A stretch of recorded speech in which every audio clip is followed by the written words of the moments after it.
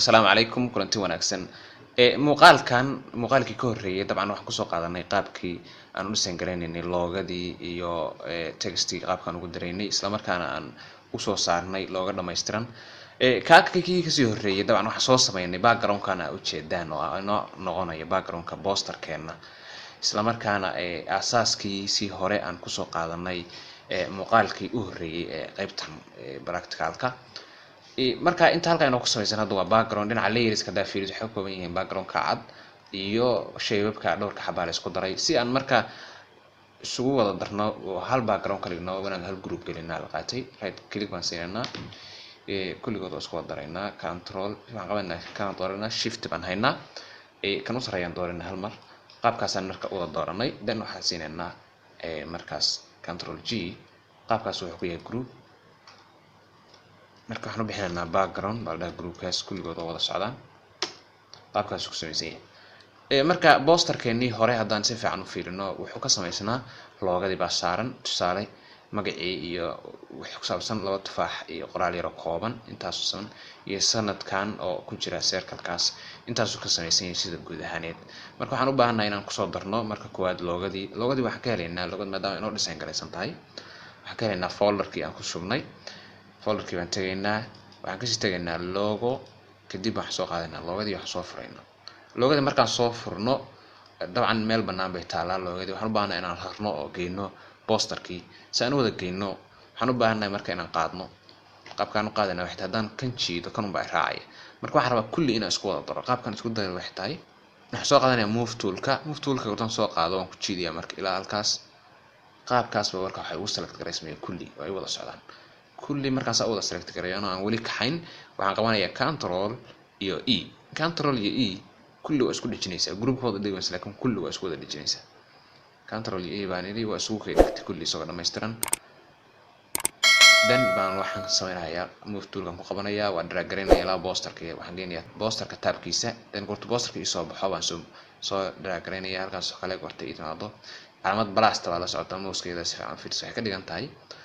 loogadii aan soo qaadnay hadda halka sii deyno waa ku darmaysaa kuwaas waxay ku noqonaysaa wax dheeriya waa sii deyna dabcan loogada intaas la eegtay waa says gareynaynaa marka meesha ku haboon baan gelinaynaa oo kale halkaas oo kale qaab meelahaas oo kale ku jirtay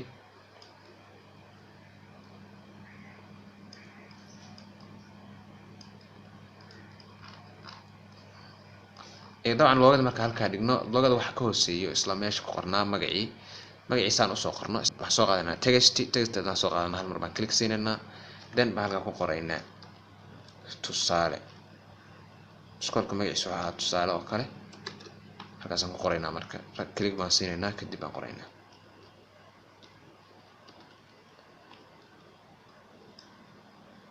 size-kiisa hadduu ka yaryahay waa weynaysanaysaa wax ka weynaysanaysaa control panel-ka haddii kalena wax tegaysaa adoo control haya haddii kalena wax tegaysaa button-kaas wuxuu ku saarayaa character iyo paragraph character baa waxaad ku weynaynaysaa size-kaaga halkaasaad cabirahaan saas ugu weynaysaa ama control baa qabanaysaa then waxaad isticmaalaysaa transform controlskaas waxay kuusoo tagayaan inaad weynayn kartid yareyn kartid meesha ka kaxayn kartid cabirkaas wax kasta aad ku samayn kartid halkaasaa marka ka isticmaali kartaa qoraalkii markaan qorno oo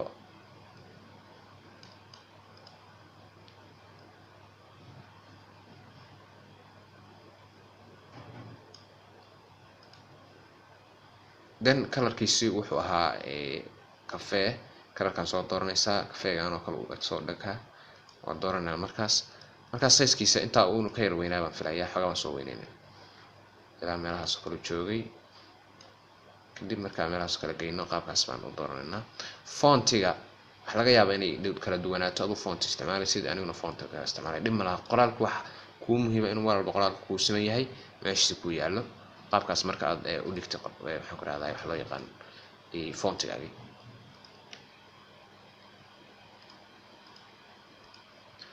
haddii ay dabcan kaa kala fog tahay oo kale isla meeshaan aan kasoo dhaweynaynaa ama cabirkaan ka yaraynaysaa farta space-ka u dhaxeeya xarfaha hadduu kaa kala fog yahay kan oo kale tida u-da inta u dhaxaysa inay kala fogtahay laga yaabaa si aad u yaraysid marka control A baad leedahay waxaad tegaysaa character-ka meeshaan ay ku qoran tahay V iyo A ama saa u yaraynaysaa haddii kan cabirka halkaa u geli kartaa saan 40 oo kala geli then okay de qoraalkii magacii horta intaas ku qoran yahay dugsiga magaciisi kadib dugsigu wuxuu ahaa description yar baa la socday isla asagana sidii aan u qoraynaa dugsiga nashqadaynta intaas ku qornayd control A baan leenahay size-ka u yarayno waxaan tagaynaa control baan then halkaas aan ka yaraynaa ama cabir ahaan baan u gelin karnaa halkaas aan wax u gelinaynaa tusaale ahaan cabirkeena waan ka gelinaa 15 kala ka dhigana ama waxaan ka dhigaynaa 20 ama 20 kada 30 adigu cabirkaad marka ay u baahan tahay gelinaysaa meesha u baahan tahay ku saxaysaa then center-ka gelinaysaa center-ka markaan click siino posterkiina hadaan dib ugu noqono halka fiirino qoraalkii dabcan isagoo aan aad u weynayn haddana koonaha kala jooga lama rabo inaan qoraalka jiido shape-ka qaladid hataa xogaa intaa uu ka siiriyahayba waxa ka dhigi karnaa oo kale intaas oo kale then size markaad saxdid intaadan weli confirm gareyn oo tigta saareen waxaad u baahan tahay inaad xogaa kala fogeysiisaa geesaha u gaarsiisid wixii aad u sintid oo wadaysaa ilaa meesha u baahan tahay qortu kala baxo then waxaad siinaysaa okay haddaad rabtid dhinac u move garaysid control baa qabanaysaa kadib baad ku drag gareynaysaa mouse-kaaga farta colorkeeda bedelaysid click baa siinaysaa orange oo kale ahaa orange ka dhigaysaa then saa marka u saxid confirm baa leedahay qoraalka saas kugu samaysan yahay intaas oo kale ahaa marka labada qoraal ku koobnaa tusaale dugsiga nashqadaynta oo kale buu ahaa marka qoraalkaas oo kale u samaysmo oo qoraalkii dhamaystirtid then qoraalka suusan kaaga kala halaabin wax sameynaysaa kan waa ku dooran yahay kana shift qabo wada dooro control G group gali then waxa u bixisaa magaca si shaqadaadina kugu fududaato wixii u manage garistid enter baa leedahay intaas oo magac inoogu samaysan yahay waxa qura inoo dhiman waa intii hoose iyo inaan ku soo darno meesha sanad gelin lahayn iyo qoraalada yarka halkaas oo kale intaana qoraalada ay waxa gelin waxaan u baahnaa marka inaan keeno meeshaan wax kale la socotay fiirsid tufaaxdaas ama labada kale tufaaxyadaas kale marka iyadana waxaan soo gelinaynaa meesha loogadan tagaynaa loogadeena kala haday way isaga keen dhigtay control iyo set baa dhaysaa control alt set baa la sii leedahay kadib way ku kala furmaysaa markay ku kala furanto baad tufaaxii aad haday dhinac ka goynay muuqaalkii hore dhinac waa goynay baan soo qaadanaynaa then baan keenaynaa wax soo dhex keenaynaa documentigeeni kadib xogaa size-ku yar yahay waa weynayn kartaa markaad weynaysid okay baad leedahay wax kale oo baahanaa inaan ku soo darno isla kuwii kale laba tufaax oo kale halkaas saaran mid cagaaran iyo mid xogaa madow dhow isla ayadan koobinaynaa alta qabanaynaa then waa ku move gareynaynaa kadib halkaas kale geynay saas dabcan meeshaas kale oo light baa dhigaynaa colorka uu ka bedelaa colorka qaabkan uga bedelayna wax taag maadaama uu colorkiisa xogaa wuxuu ahaa jaale ku noqo jaale ku jiray kana mid madow labadaas aan uga bedelo isla posterkii baan dooranaynaa then waxaan tagaynaa wax loo yaqaan adjustment-igi aan colorka ka bedeli jirnay waxaan ka dooranaynaa tusaale ahaan oo kale hue saturation oo kale halkaas marka color ka bedelaynaa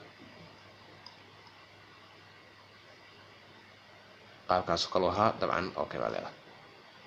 isla kii kale isagana kan copy gare meeshaan oo kale oo la isagana saas u dhig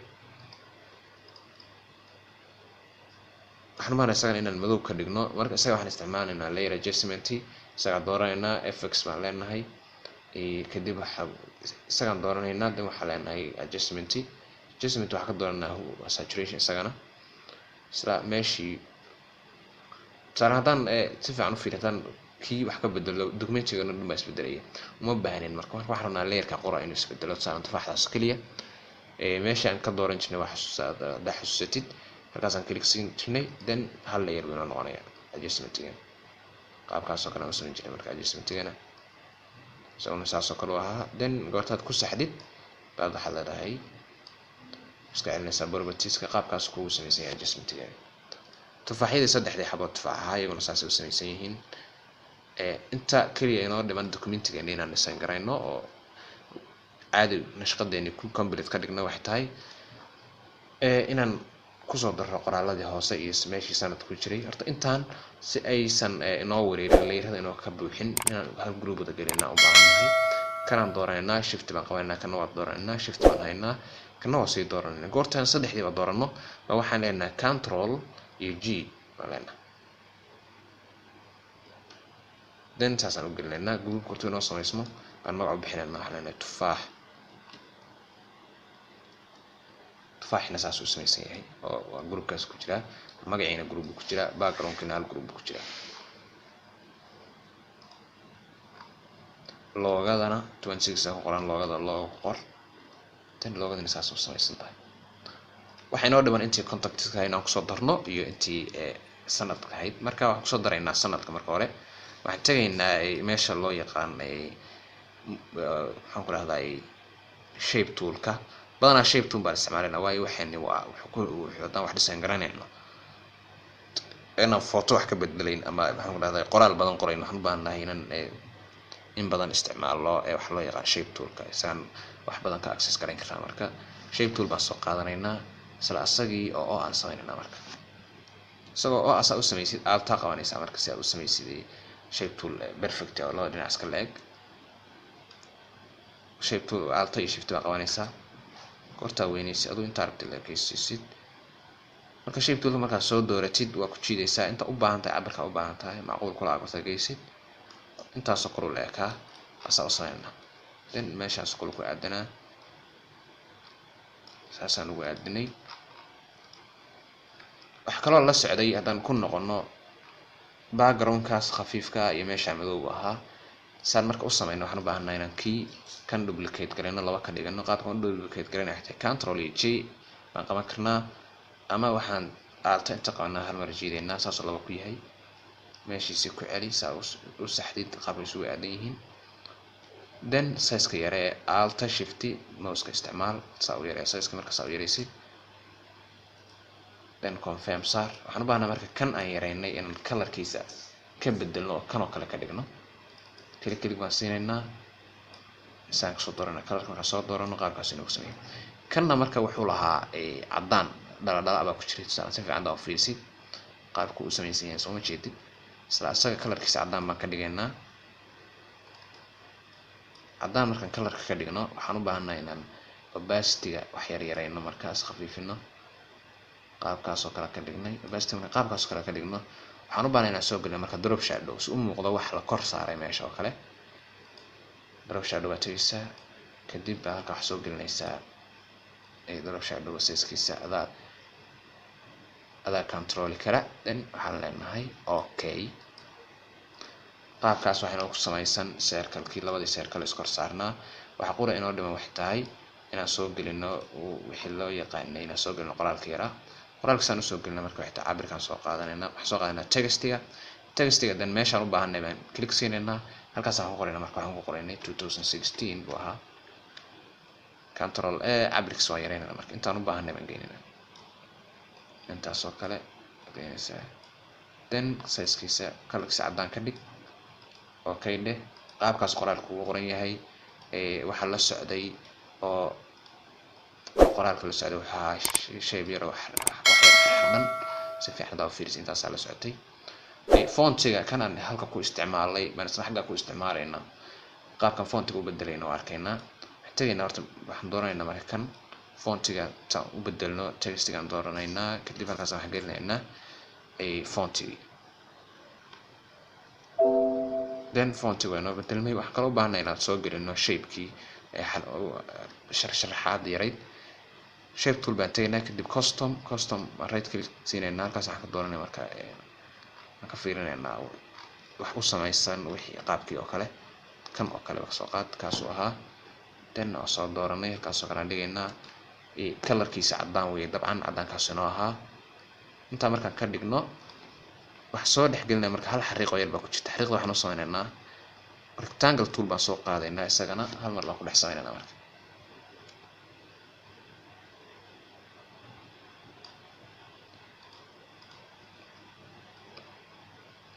hareeraha oo kale aan rabaa inaan kasoo khafiifiyo iyadaan dooranayaa waxaan dooranayaa eraserka markaan soo qaataan baan click siinayaa okay baan leeyahay eraserka hadduu iga yahay kii burushka ahaa waa pencilka waa bedelaysaa burush baa ka dhiganaysaa markaas right click baa leedahay meeshana waxaa kasoo dooranaysaa mid oo ah saas camal kadib baa intaa ka tiraysaa dhinacana waa ka tiraysaa qaabkaas aan u sameynay kaasna marka waxaan u baahanahay isaga inaan group ka dhigno si shaqadu inoo ku fududaato kan click si kana ku dar shift baan hayaa kana waa ku daray qaabkaas waxa igama dhina wada socdaan marka control G iyagana waxaan leenahay sanadka asan group u gelinay kaasna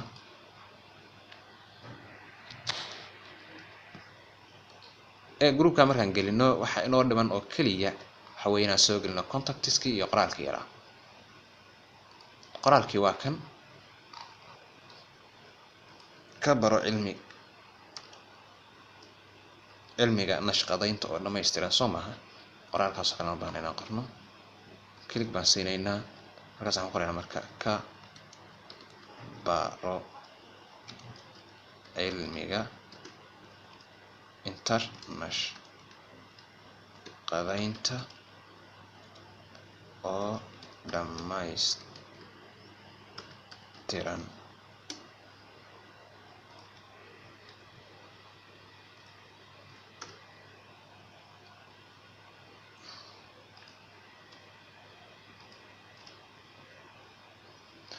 then qoraalku goorta qortid haddaad rabtid inaad meeshiis ku saxdid control baa qabanaysaa then meesha rabtaa geynaysaa move garaynaysaa kadib meesha u baahan tahay markaad geysay haddaa size-ka u baahan tahay wax yar weynaysid oo kale intaa rabtaa weynayn kartaa then okay baa la tigtaa saaraysaa dabcan qoraalka markaad gelisid markaan qoraal ku daraysid documentigaaga wuxuu maraa isku process inaad size-ka yaraysid hadaad u baahan tahay inaad space u dhexdhexaysid waxa u dhaxaysid hadaa fontiga bedelaysid intaba inaad ka bedeshid control panelka iyo characterka labada midoon marka inaad qoraalkii qortid oo dhamaystirtid mid qortid laba qortid saddex qortid waxay ku fududeynaysaa inaad wixii qori kartid marka already hadda waa qornay qoraalkan waa inoo qoran yahay waxa qoraan ku daraynaa waxay tahay meeshii addresska oo kale waxaan ku daraynaa jidka soddonka Boosaaso Puntland Soomaaliya koma u dhaxaysa maadaama laba meelood kala yihiin inta haddaan gelina Soomaali baan isticmaalaynaa contactskaas waxaan ka dhigaynaa kala xiriir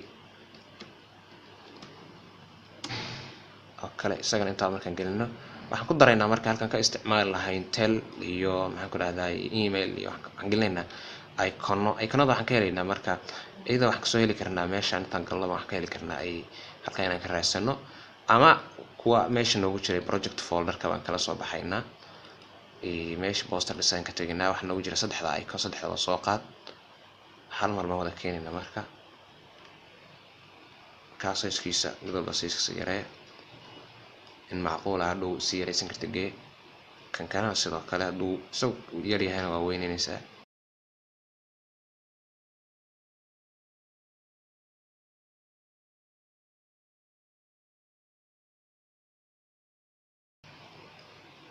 waxaad u baahan tahay inaad qoraalka caddaanka saartid iconka hadduu caddaan wato oo kale adoo isticmaalaya magic eraserka size haddaa yaraynaysid alt iyo shift then maxaan ku rahdaa isticmaalaysaa transform controlska kadib baad saa u yaraynaysaa tig baa saaraysaa meeshuu lahaa baa ku aadinaysaa isagana wax kaloo inoo dhiman locationka saan iconkiisa u yarayno isagana alt shift then ka transform control ka yare ilaa size-ka u baahan tahay markaa geysid sii yare isagana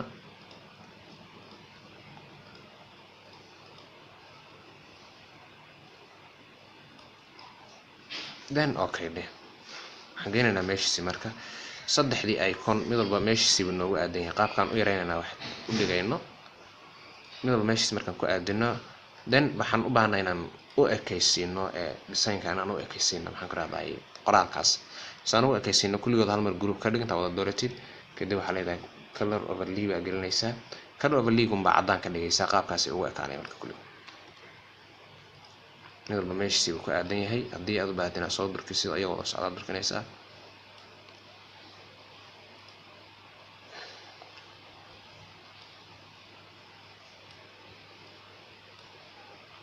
then haddaan zoom out ka dhigno dabcan markaan intaa dhamaystiro oo ku darno waxaan ku dhahdaa qoraalkii iyo waxaan u baahnay documentigeena halkaa waxaa ka yar dhiman rectangle baan ku daraynaa rectangle-ka meeshii laga soo qaadi jiray waa xasuusataan filaya wax kasoo qaadanaa toolka then waxaan ka dhigaynaa xoogaa careful baa ku jira